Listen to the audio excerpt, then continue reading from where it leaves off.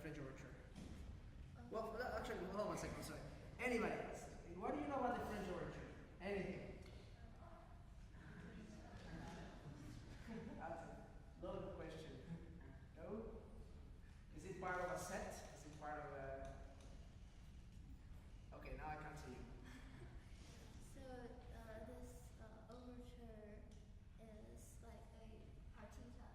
take a partita.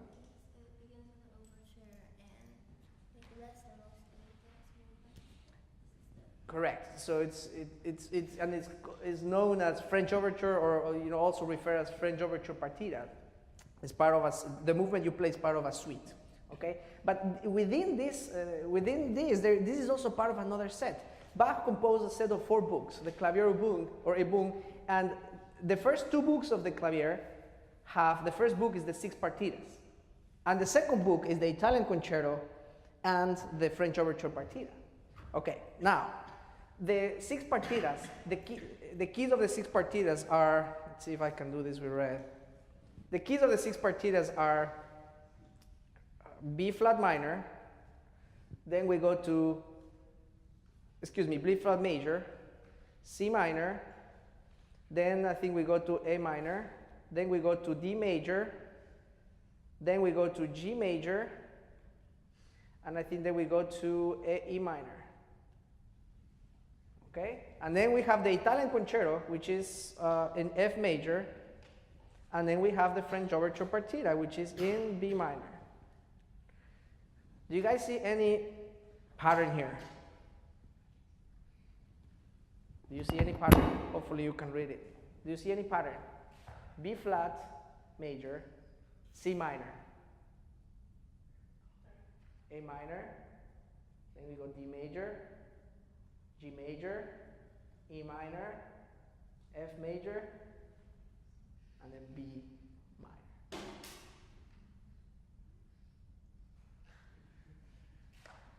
Come on, those math skills.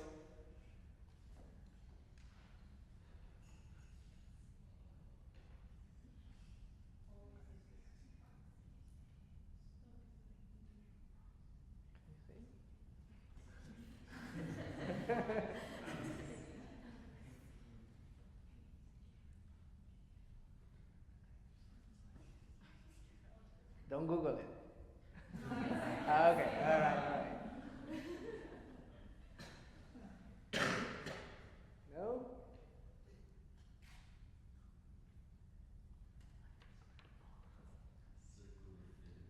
It's not circle. Nice try though. Think interval. Fourths? No. No. Okay, what's the relationship between B flat and C? What's the interval? Second, right? Between C and A? Third. Fourth, fifth, sixth, second. So it goes up a second, goes down a third, goes up a fourth, goes down a fifth, goes up a sixth, goes down a seventh, and then instead of going to the eighth up, he ends up with the augmented 4 in B minor, in B natural. So, but what's even more intriguing to this is that the first in German B flat actually is the letter B, or is B natural. Okay, the letter B actually I should say. That's the letter B. And take a guess in German. B. What is that going to be? It's H. Why is B and H important? B-A-C-H, Bach.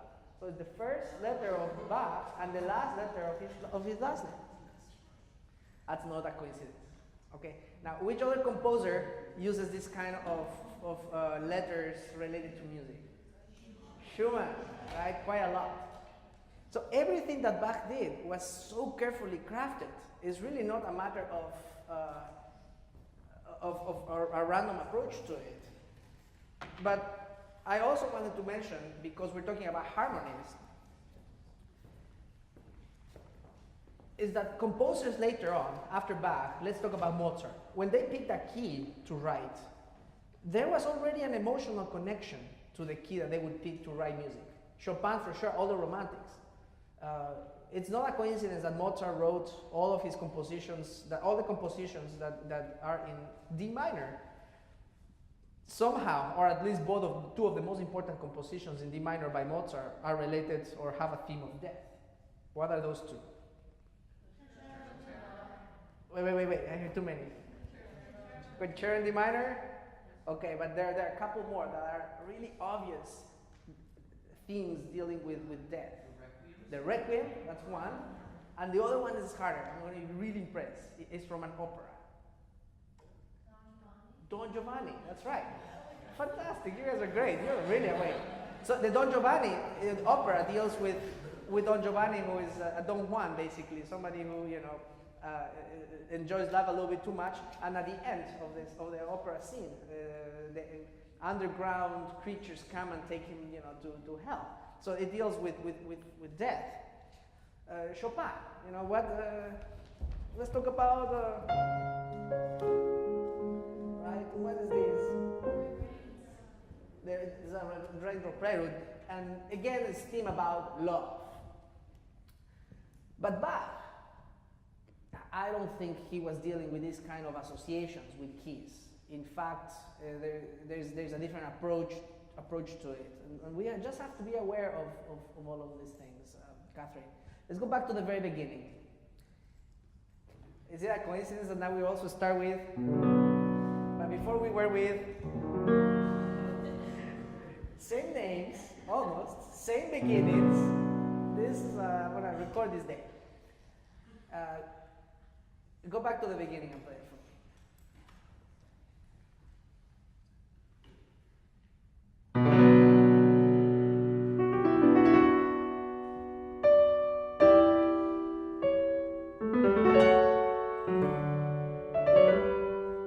Excellent, stop. Name one quality of the rhythm that you notice in this overture. Syncopated, try to be more specific, but that's a good approach. keep trying. Anyway, a daughter rhythm, right? There's a daughter rhythm, and what is this?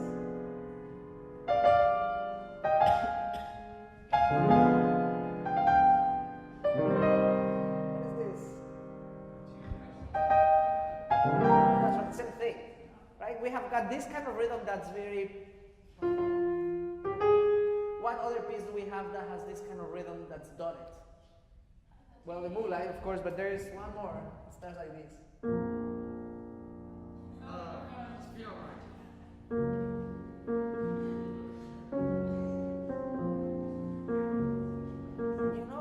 When you encounter this kind of rhythm, guys, be very careful with it. You have to be really strict. You cannot play one of these and the other one. It has to be absolutely the same thing with the Moonlight. All of this have to be absolutely specific. So what I find in your whole opening page or page and a half is that rhythm is not really accurate. Sometimes you play it a little bit too short, sometimes you play it a little bit. Say that again? The variable dot. Yes, but if you have the same pattern, if you have an eighth note, dotted eighth note going to a 16, that needs to be the same. You can change it, and that's actually a really good point. What is the right way of playing Bach? I honestly I've given up on answering that question. My first lesson with Julian Martin at Peabody, I brought this fugue like this.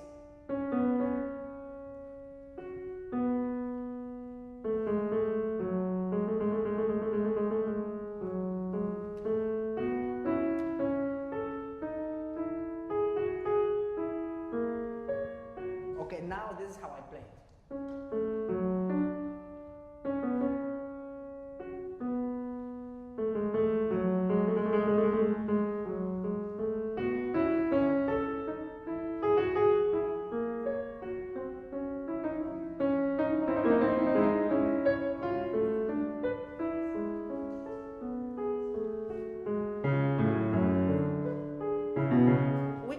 When I hear this, have you heard this? I think Andrew Schiff plays like this. Others, and then Glenn Gould, right? Which is the way I think all of them are right? But consistency is really, really important. So let's go back to a place where I'm for example, let's go to this place right here. why don't you start from somewhere, yeah. But I want you to keep this consistent, okay? Try.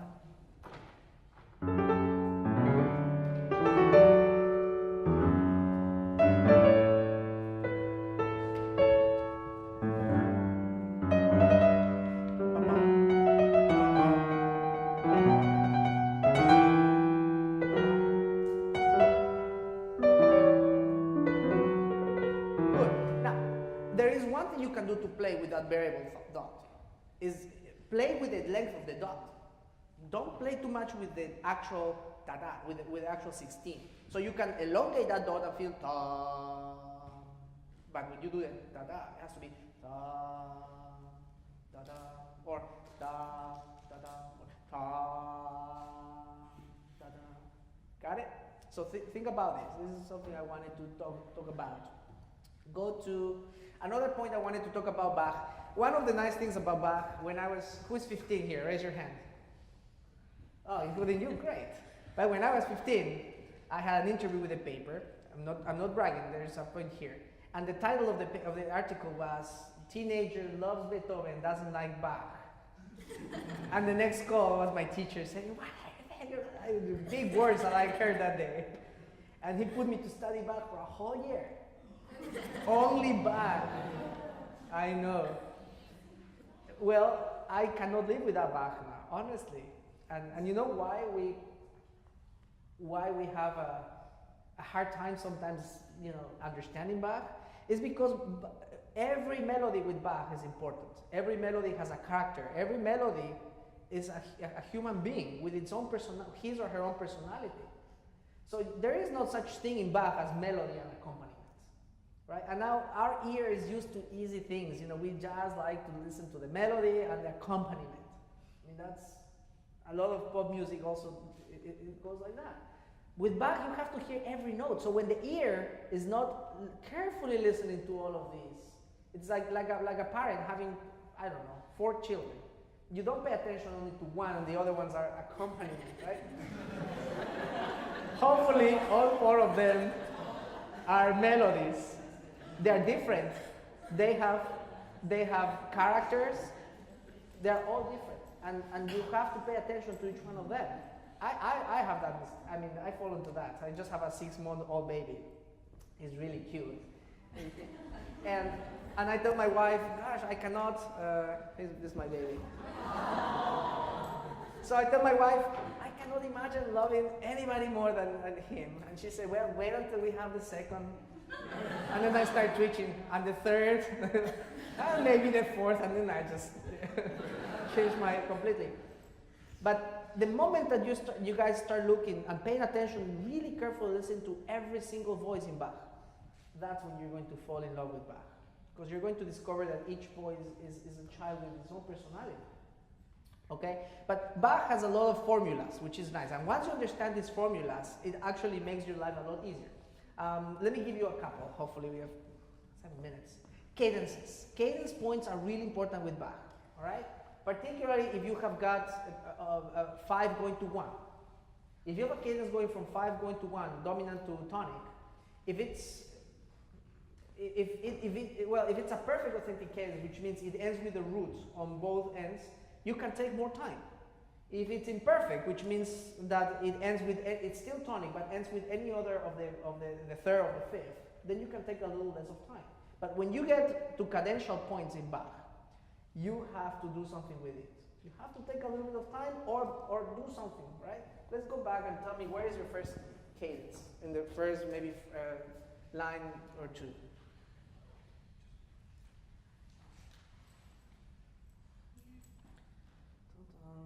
Yes, all right? So what that means is that everything before that, you can take time, but not as much. And when you get to that cadence, that's when you can take time, all right? Let's go to the beginning. Good. Can you, again? That's right. Always voice your chords. Never, I guess maybe the exception would be, right? You don't want to voice that because you'll break your pinky. But even look, when you have got it, I voice it.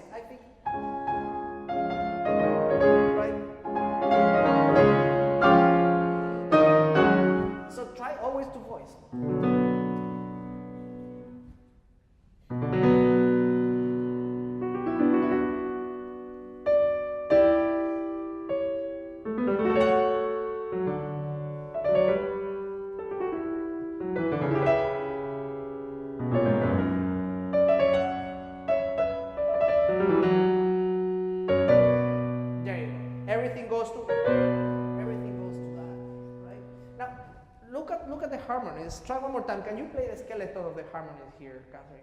Just play the harmonies, that's all. Just if you want to do that, right? And then whatever.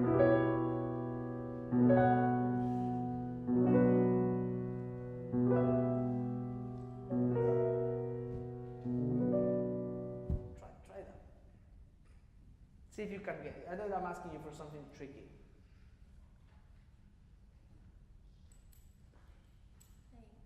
So the first measure is B minor, right?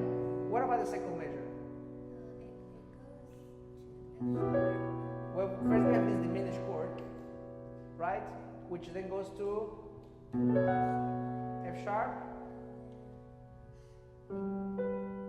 right? Or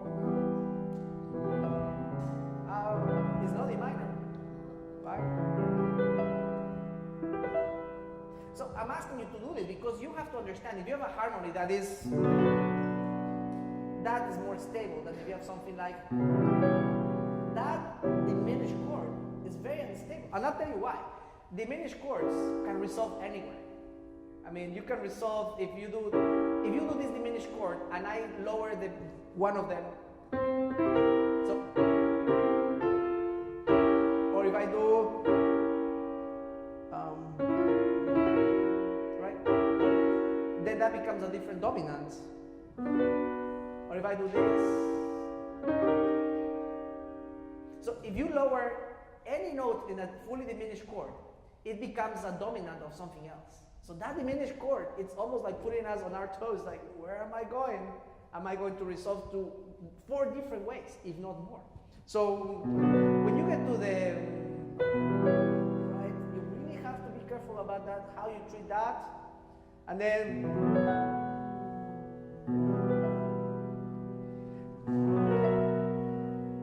finally,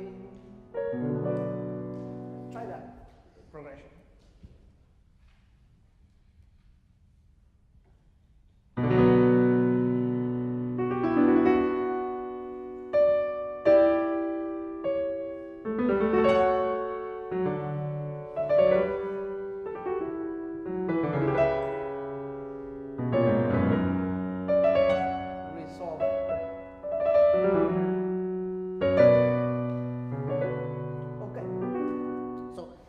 Cadential points are really important, and you have to figure out what the harmonies are. There is with Bach, there is a lot of stuff going on, but there are pillars, and you have to find out what those pillars are. All right? I have 2 minutes. Well, let me give you one more formula about Bach. We have this formula where you have got, of course, different voices, and sometimes we have a long note that's played and sustains while some other stuff happens in the bone, like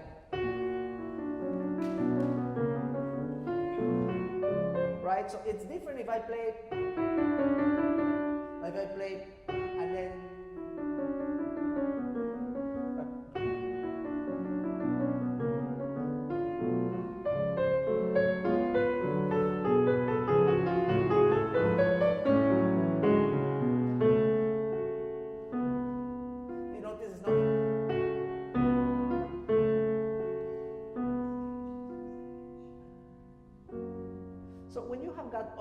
you cannot really treat all of those voices the same to do, and then, you know, that E natural is a different layer than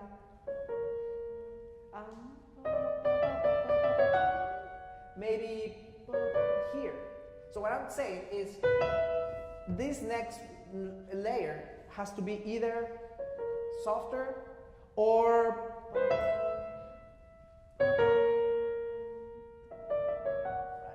to make that decision, and you're going to find that all over the place. But these sustained notes, while something else happening here, cannot be the same. Go back to the very beginning one more time, and when you get here, right, maybe.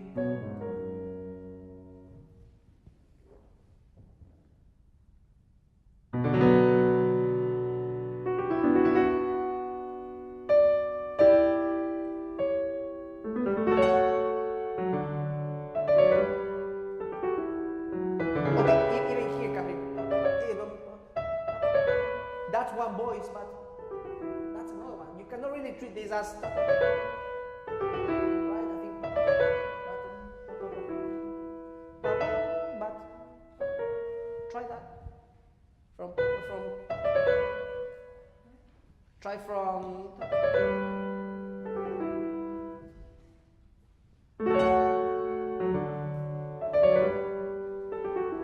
Can you play this louder?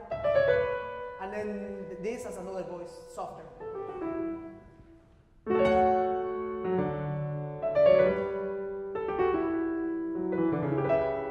Almost. Just one more time. I would like to hear. And then softer.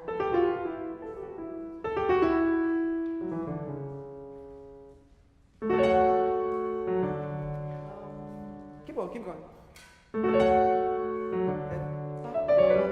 Can you go towards the beat?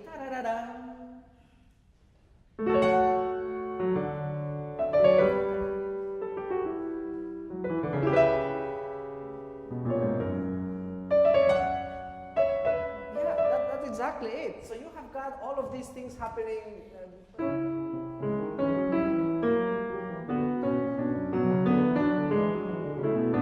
It's different if I do that than if I do.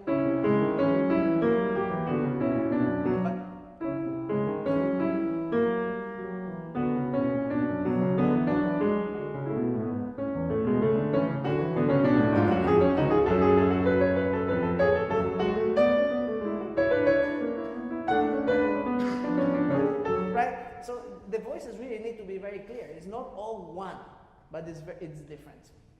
I think we're running out of time, and I have Maestro Snyder waiting for his time. Do you have any other questions that you have for me about this piece? Any questions for you guys? All right, thank you very much.